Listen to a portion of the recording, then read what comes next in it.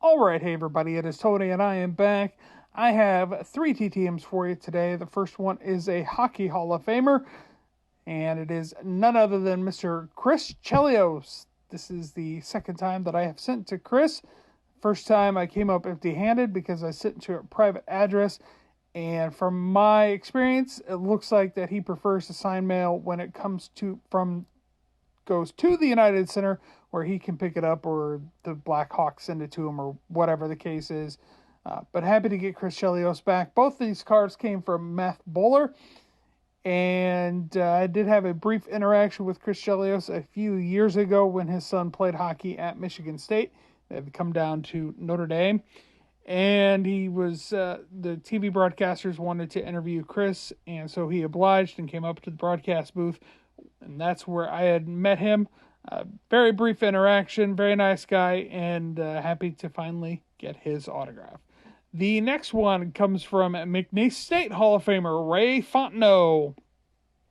Ray played a very brief Major League Baseball career, 4 seasons between 3 teams. Came up as a starter and then switched to the bullpen in 1986 with the Cubs, and he continued that with the Twins as well. Outstanding college career, as you can see, 29 complete games, 25 of those were wins, and including 9 shutouts with McNeese State. According to the McNeese State website, he still holds many of those pitching records with the Cowboys.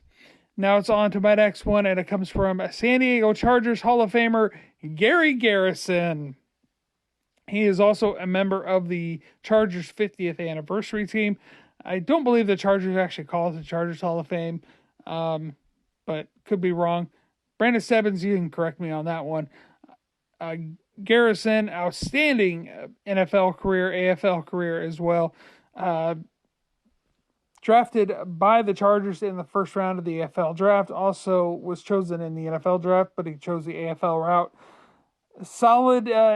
Solid career with the Chargers as one of the all-time leading receivers in Chargers history, and also a guy who put up those numbers. Not incredible numbers, 7,500 yards, 58 TDs.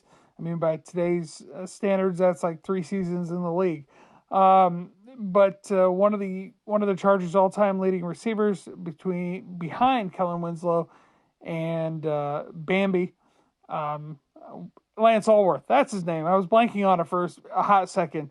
But he's behind those guys who are both Hall of Famers. So that is all I have for today. Thanks for watching, everybody. Have a good one. Bye-bye.